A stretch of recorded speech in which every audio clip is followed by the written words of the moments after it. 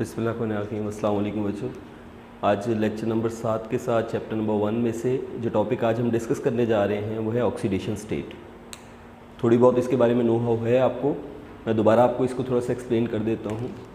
Oxidation state से मुराद वो charge जो किसी एटम के ऊपर आ जाता है जब वो किसी दूसरे के साथ बॉन्ड बना ले। इसकी मैं आपको एग्जांपल देता हूँ, जैसे HCl, हाइड्रोजन ने क्लोरीन से एक बॉन्ड बना रखा है और हाइड्रोजन पे है +1 चार्ज और Cl पे है -1 चार्ज। इसी तरह से हम कुछ और एग्जांपल ले लेते हैं, जैसे NaCl, यहाँ सोडियम पे +1 चार्ज है और Cl पे -1 चार्ज है। तो वो चार्ज जो किसी एटम पे आ जाता है जब वो बॉन्ड बना ले दूसरे के साथ, ये जो चार्ज आता है ये आमतौर पे इलेक्ट्रोनेगेटिविटी के डिफरेंस की वजह से होता है। जैसे H और Cl में इलेक्ट्रोनेगेटिविटी का डिफरेंस है और Cl ने जो बॉन्डेड इलेक्ट्रॉन्स हैं वो पुल कर लिए हैं अपनी तरफ, इस वजह से इसके ऊपर नेगेटिव चार्ज आ गया और इसके ऊपर पॉजिटिव।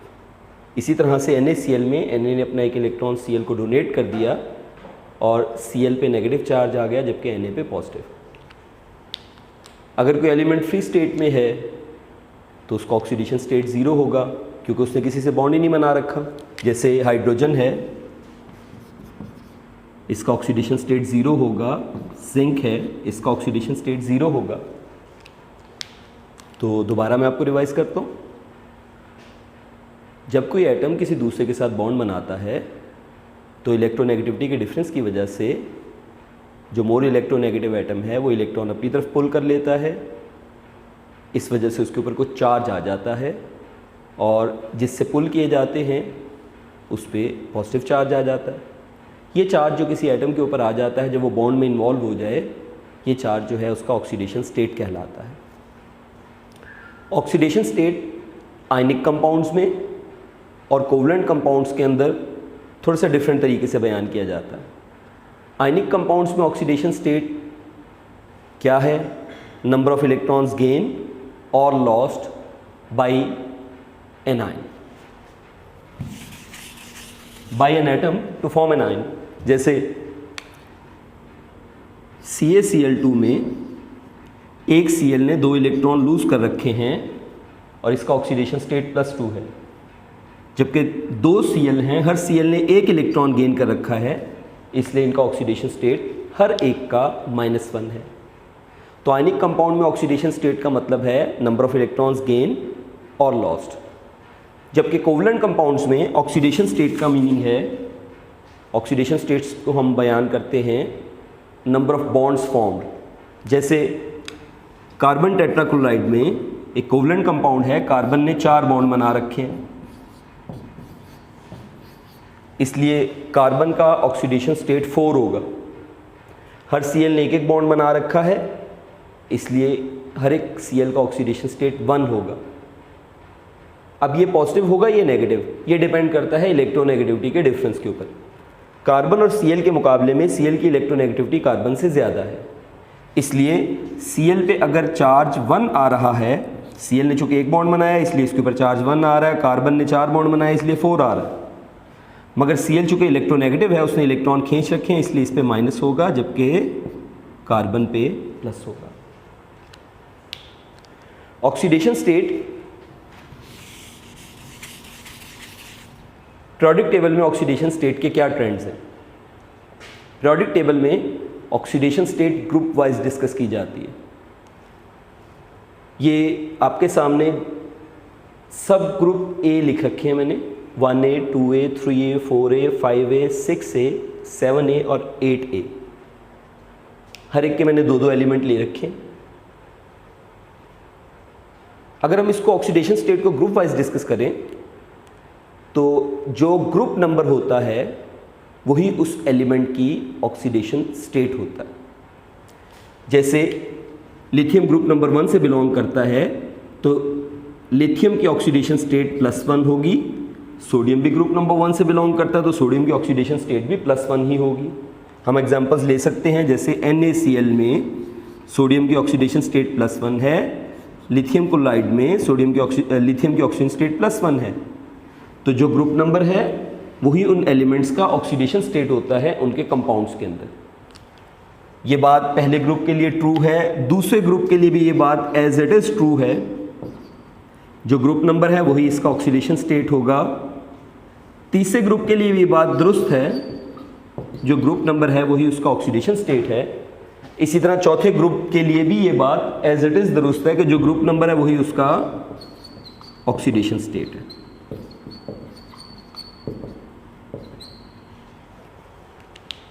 तो ग्रुप नंबर 1, 2, 3, 4 के मेंबर्स जब कंपाउंड बनाने में इन्वॉल्व होते हैं तो इनका ऑक्सीडेशन स्टेट यानी इनके ऊपर जो चार्ज आता है वो इनके ग्रुप नंबर के मुताबिक होता है।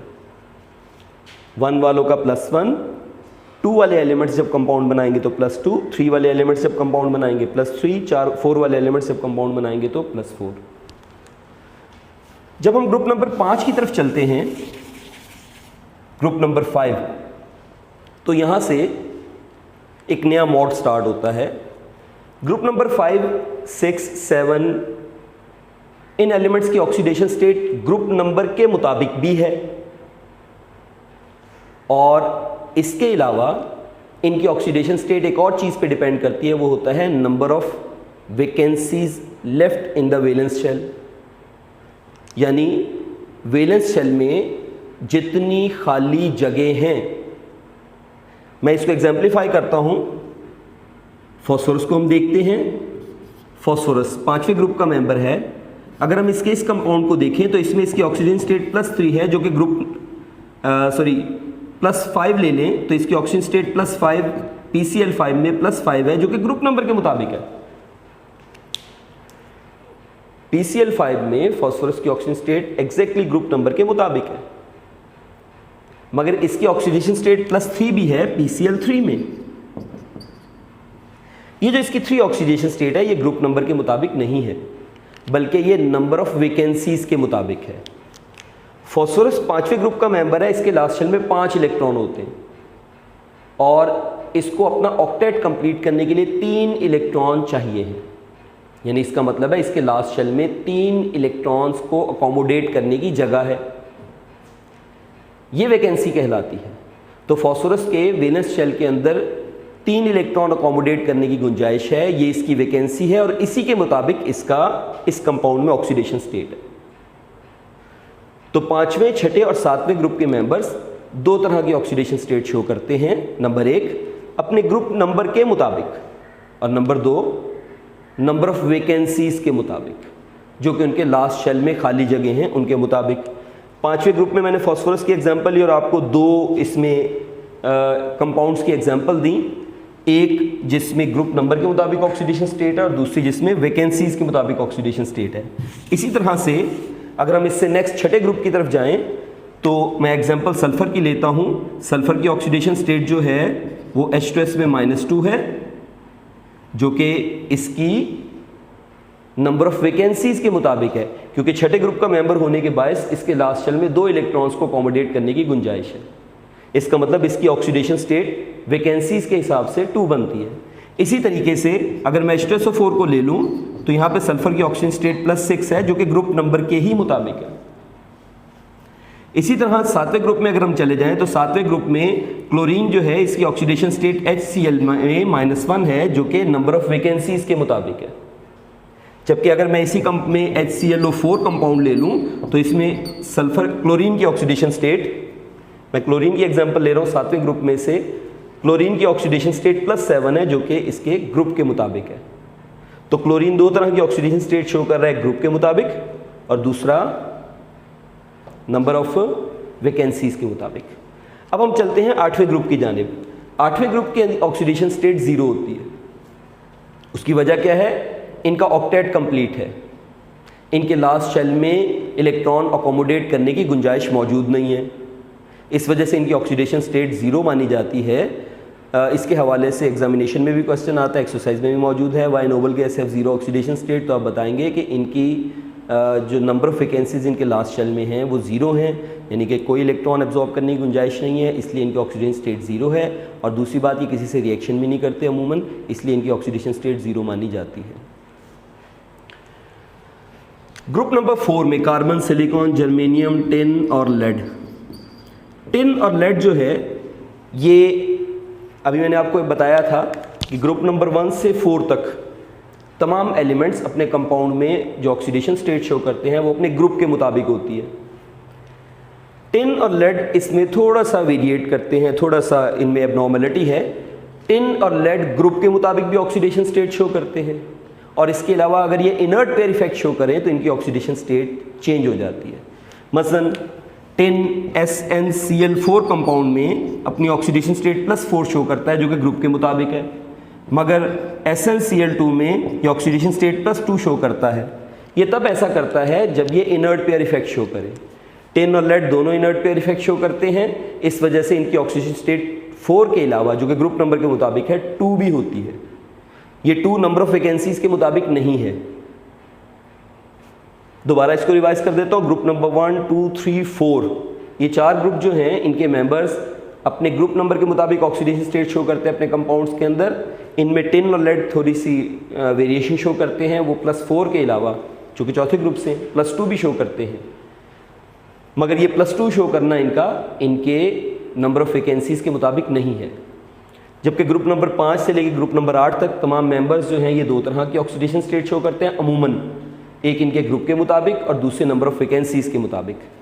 जबकि ग्रुप नंबर 8 जो है इसकी ऑक्सीडेशन स्टेट आमतौर पे 0 होती है क्योंकि ये किसी से रिएक्शन नहीं करते और इनके लास्ट शेल जो हैं वो फिल्ड हैं, इनमें नंबर ऑफ वैकेंसीज भी अवेलेबल नहीं है।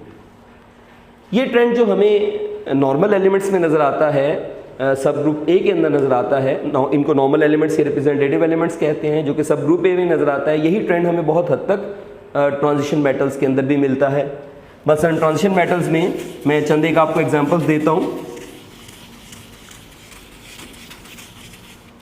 ट्रांजिशन मेटल्स के अंदर मैं एग्जांपल लेता हूँ जी, जैसे कॉपर की। कॉपर 1b ग्रुप से बिलोंग करता है और कॉपर जो है वो अपने ग्रुप के मुताबिक 1 ऑक्सीडेशन स्टेट भी शो करता है। इसी तरीके से मैं एग्जांपल लेता हूँ शुरू वाले ग्रुप की 3b की। 3b में स्कैंडियम है, यट्रियम है और लैंथेनम है। ये सब के सब अपनी ऑक्सीडेशन स्टेट शो करते हैं ग्रुप नंबर के मुताबिक। मैं इसी तरह एग्जांपल ले सकता हूँ सेकंड बी की, जिंक, कैडमियम और मर्क्यूरी। ये सब के सब भी अपने कंपाउंड्स के अंदर ऑक्सीडेशन स्टेट शो करते हैं ग्रुप 2 के मुताबिक। जैसे जिंक क्लोराइड है, ऑक्सीडेशन स्टेट +2 होगी, कैडमियम क्लोराइड में ऑक्सीडेशन स्टेट +2 होगी। तो ट्रांजिशन मेटल्स भी इसको फॉलो करते हैं, इस रूल को जनरली, कि वो अपने ग्रुप के मुताबिक ऑक्सीडेशन स्टेट जो है वो मेंशन करते हैं, शो करते हैं अपने कंपाउंड्स के अंदर। मगर चूँकि ट्रांजिशन मेटल्स के पास बहुत ज़्यादा तादाद में डी इलेक्ट्रॉन्स मौजूद होते हैं जो कि बॉन्डिंग में इन्वॉल्व हो सकते हैं, इसलिए ये अपने ग्रुप के अलावा भी ऑक्सीडेशन स्टेट जो है वो शो कर सकते हैं। यहाँ पे एक्सरसाइज में एक और सवाल है, शॉर्ट आंसर क्वेश्चन, जो कि इसी टॉपिक से रेलेवेंट है कि ऑक्सीडेशन स्टेट ग्रुप में बदलती रहती है मगर पीरियड में चेंज नहीं होती।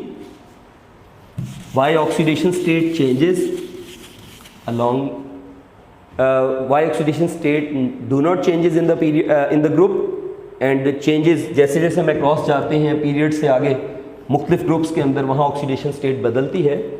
जैसे 1A में लिथियम की ऑक्सीजन स्टेट +1 है, 2A में बेरिलियम की ऑक्सीजन स्टेट +2 है, 3A में बोरोन की ऑक्सीजन स्टेट +3 है। तो आप देख रहे हैं कि अक्रॉस द पीरियड जब हम चलते जा रहे हैं तो ग्रुप वाइज देखें, आप ग्रुप वाइज देखेंगे तो ऑक्सीडेशन स्टेट जो है वो चेंज हो रही है। जबकि with in the same group अगर आप आ जाएंगे तो ऑक्सीडेशन स्टेट जो है वो सेम रहती है। उसकी वजह यह है कि अगर आप किसी ग्रुप में ऊपर से नीचे को जाते हैं तो वहाँ पे नंबर ऑफ़ वैकेंसीज या वैलेंस इलेक्ट्रॉन एक जैसे रहते हैं। लिथियम के लास्ट शेल में भी एक इलेक्ट्रॉन है, सोडियम के लास्ट शेल में भी एक इलेक्ट्रॉन है, पोटेशियम के लास्ट शेल में भी एक इलेक्ट्रॉन है।